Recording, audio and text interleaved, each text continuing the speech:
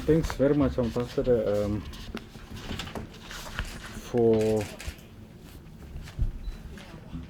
having this type of interaction, because I think it's important.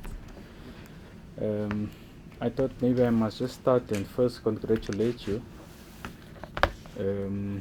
for the acceptance of your credentials in 2020. I know you have been quite a while in South Africa.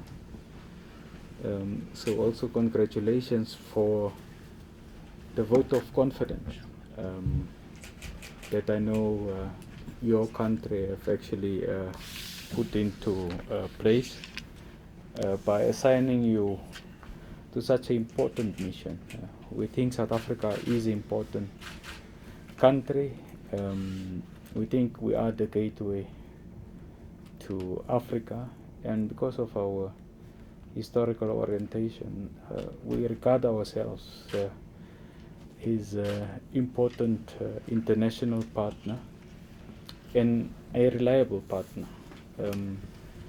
But I thought it's important for the first occasion of us meeting just to broadly outline our four foreign policy imperatives. What shapes us on an everyday basis, what do we do? The first one is, of course, our Pan-African solidarity that says that there's a realization that we are integral to the plight of the African continent, and whatever we do for ourselves in South Africa should be extended to ensure there's the inclusive prosperity which the African Union's Agenda 2063 speaks about. So inclusive prosperity in the sense of all 55 member states of the AU that should then benefit from our Pan-African outlook. The second one, Ambassador, is a very important one, which speaks about our quest for global solidarity.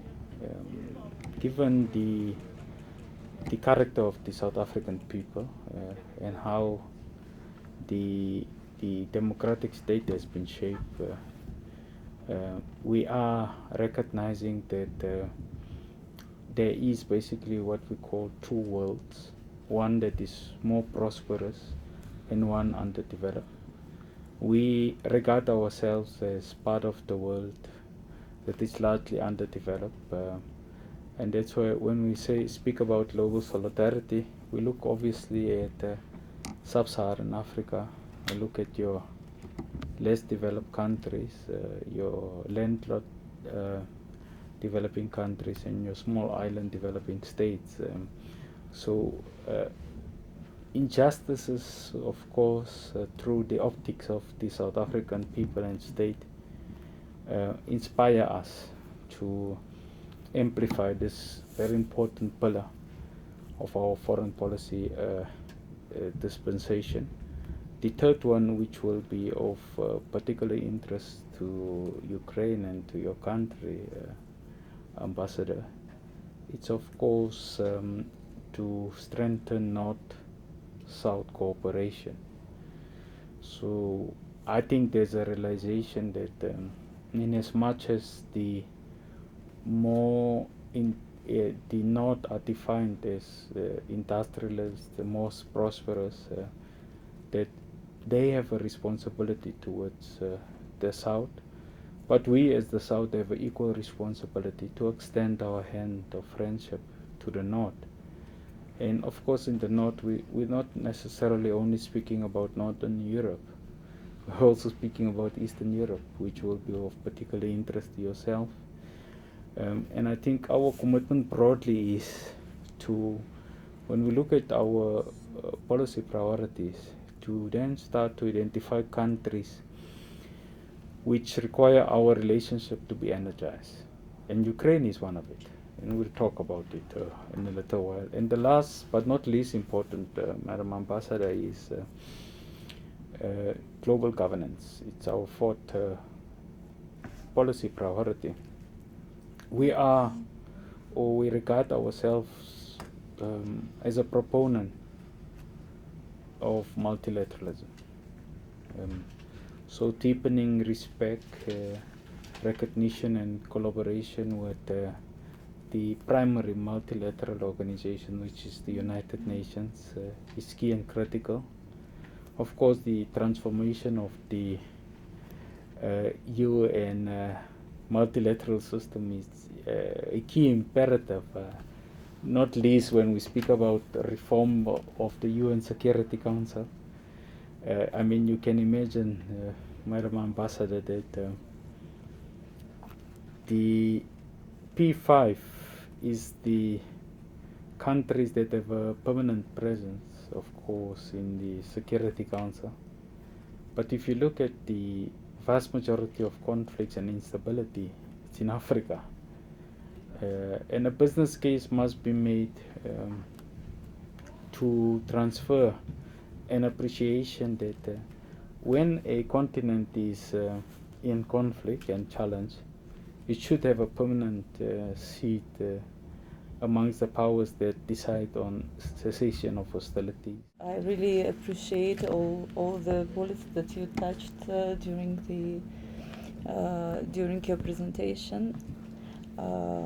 We are two countries that have a very long history of relationship, of very friendly relationship, since Ukraine was the part of the USSR, and of course we unfortunately lost some time while we were building our new democracy and looking for our self-identification, and we were more concentrated most probably on building ties in our region, which was absolutely necessary and obvious, but today is the time where we really have to expand our foreign policy and to see to the important partners in the regions. And South Africa is an important partner in sub-Saharan Africa, and in all Africa we recognize it, and Ukraine is a very important partner in the east of the Europe, because this is the entry point to the region.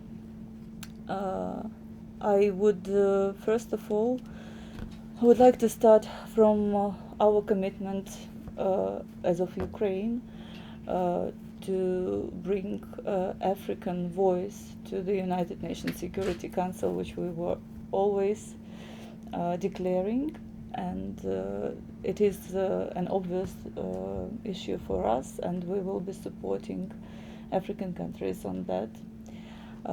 We really have to work on all the levels of possible cooperation between our two countries, not only because all of them are important, but because the post-COVID situation or in COVID situation are forcing us to really act innovatively and decisively now.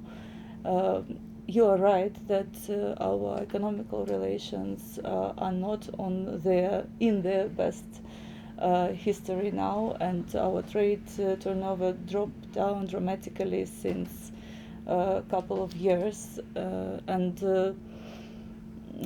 the embassy of Ukraine and the Ukrainian side, I must assure you, that paying a lot of attention and searching for different opportunities how to work out this, and I will tell you later what is the strategic plan for that.